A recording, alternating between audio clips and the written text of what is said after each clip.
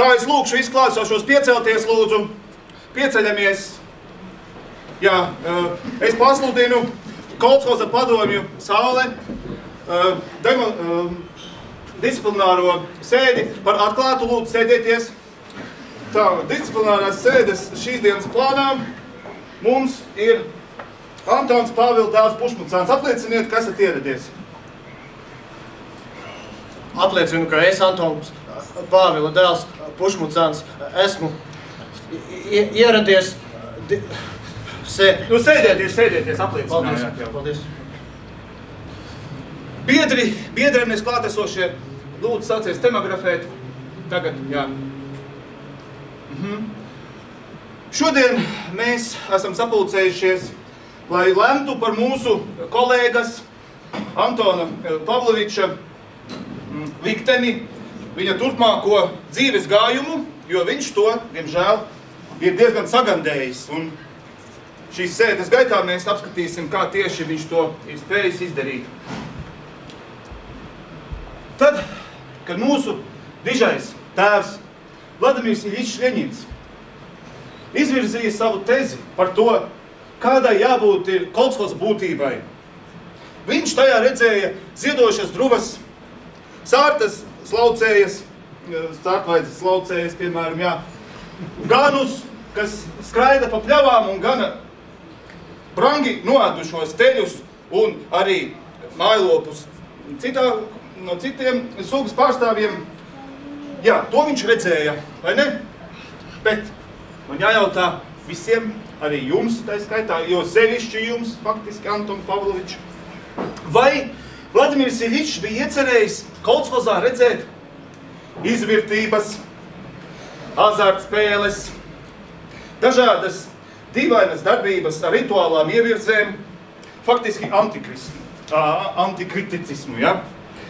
Es domāju, viņš to nebija iecerējis, vai ne, Anton Pavlovičs? Jā, tieši tā man likās. Biedri un biedrenes, dārgie, es sākšu izskatīt tādu disciplināro lietu, kura abrīnojamā kārtā ir ietilpināma viena gada ietvaros, Anton Pavlovič.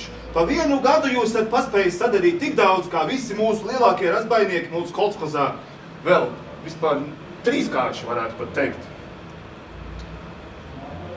Pirmā epizode, ar ko es gribu iepazīstināt visus klātesošos, datēta ar 1981. Gada 7. aprīli, kad jūs, Anton Pāvila dēlu Pušmucānu, tikāt pieķerts ar saviem kolhoza biedriem. Nu, es viņus tagad varbūt neuzskaitīšu, bet viņi parādīsies vēl arī tālākajā jūsu lietā. Jūs tikāt pieķerts pie kolhozam piedarošā traktora T45 riteņa, spēlējot azartspēles ar nosaukumu kārtas. Vai jūs varētu attaisnot sevi un paskaidrot lūk šīs te epizodes būtību visiem klātesošajiem? Un man tas.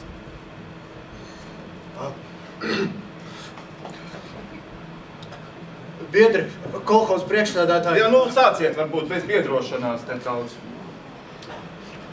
Raportēju, ka 1981. gada 7. aprīlē nebūtamar nespēlēju azartspēli kārtis pie kolhozam piedarošā traktora riteņa, bet gan nodarbojos ar prātu un atmiņu attīstošo spēli pasijans ar sevi pusdienas laikā. Pasijans spēlēt ar sevi un ar saviem vēl kolhoza biedriem.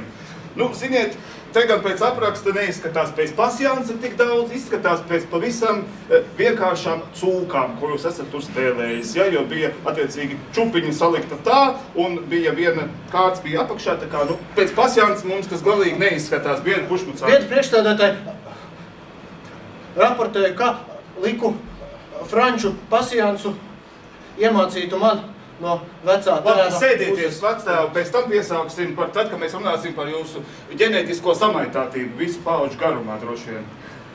Nākamā epizode datējama ar tā paša 81. gada jau 14. aprīli, pat nedēļu nespējāt nociesties bez kāda pārkāpuma izdarīšanas, Anton Pavlovičs.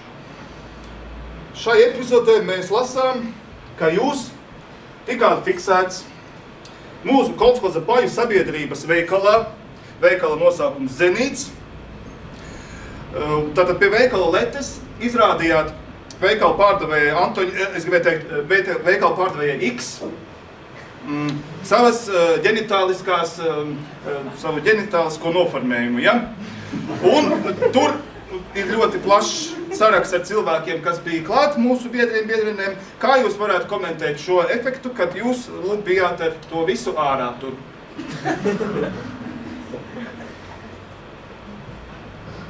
Nu, necelieties, būs pietiekami cieņas izrādīšanas. Biedri priekšsēdētāji raportēja, ka 1981. gada 14. aprīlī pie paju sabiedrības veikala Zenīts Letes ar jau minēto Antonīnu X neizrādīja nekādā veidā savas ģenitāliskās formulācijas, jo biedrene Antonīna X palūdza, vai nevarētu noskaitīt tai papildus 3 kapeikas, kā rezultātā izgriezu uz otrām pusēm kabatas. Ak tā, tad. Jā. Katrai lietai jums jau taisnojums priekš, Anton Pavlovičs. Kā? Bet jūs man pēc Mjūthauzena neizskatāties, jāsaka tā. Izskatāties pēc mūsu vecā labā traktorista. Bet redzu, ka pār jums ir pārvēlies grēka miglas vāls par jūsu galvu. Tāpēc arī mēs ķersimies pie 3. epizodes, kura, esat nedaudz vairāk pacenties un bijis kārtīgs kādu laiciņu, bet ne ilgi, jo 81. gada 11. augustā jūs tikāt atkal ar saviem vecajiem kolēģiem, ar kuriem pasjansu likāt, tikāt pieķērts Koltshoza padomju Saule cūku fermā, apgleznojot mūsu ruksīšus ar ēļas emulsijas krāsu, pie tam gleznojot uz viņu nevainīgajiem ķermeņiem dažādus simbolus, attēlus un, starp citu, arī laikam to, ko jūs izgriezāt uz āru paju sabiedrības veikalā. Lūk šīs fotografijas, kas tika uzņemts pēc jūsu viesošanās tur. Biedri priekšsēdētāji raportēja, ka Šeit vēl arī. Raportēja, ka 1981. gada 11. augustā kopā ar kolēģiem, arī traktoristiem no Koltshoza padomju Saule, Oskaru Andreju dēlu un Andreju Oskaru dēlu, mēs ar gošu krāsām, kas gošu krāsām biedru priekšsēdētāji, kas neizraisa alerģiskas reakcijas uz cūku maigajām ādiņām, vilkām pēc reglamenta nosacītos Koltshoza kārtas sērijas numuru marķējumus. Interesanti jums tie numuri, Anton Pavlovičs, ir sanākuši. Man pēc numuriem nepavisam neizskatījās.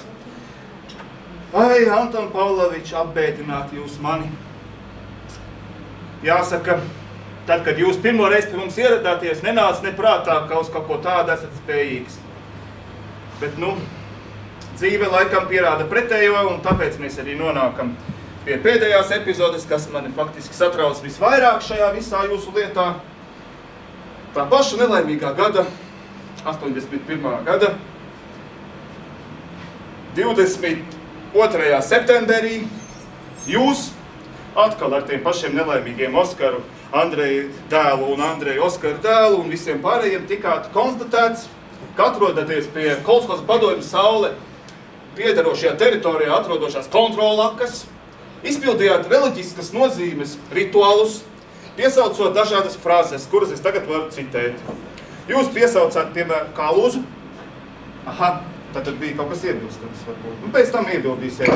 Tātad dažādas frāzes, piemēram, nerten, skjūti, slalt, hoiv, un dziedājāt dažādas burleskas tipa dziesmiņas ar nosaukumu Man Bruder Lukas kommt hinzu.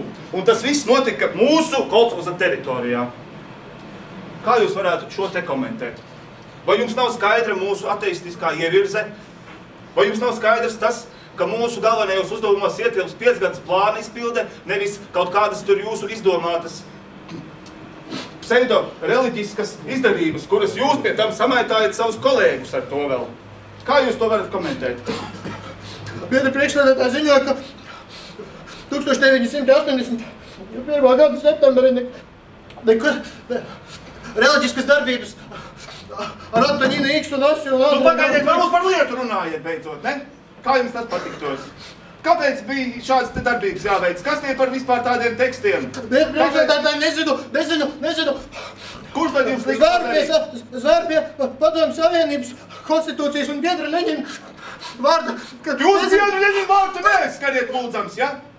Šī ir nopietna lieta. Varbūt man pēc tam jums būs jāsūks pārmācības namu, vai jūs stingri režīmu iestādi. Jūs tiešām nesaprotat, ar ko jūs te riskējat šobrīd. Biedri priekšsēdētāji ziņoja, ka nekādu šādu darbības brīvprātīgi... Novalciet savu zaļu pastāvus un iekāpiet īstenības zabakos, ko jūs varat piņāt šeit. Man stenografēju šodien nevajag tagad. Tad tev ir privāts saruna. Anton Pavlovič. Viņi man pasīja, Antonina pasīja. Kas? Es neko brīvprātīgi nedarīju, Antonina Iks man pasīja.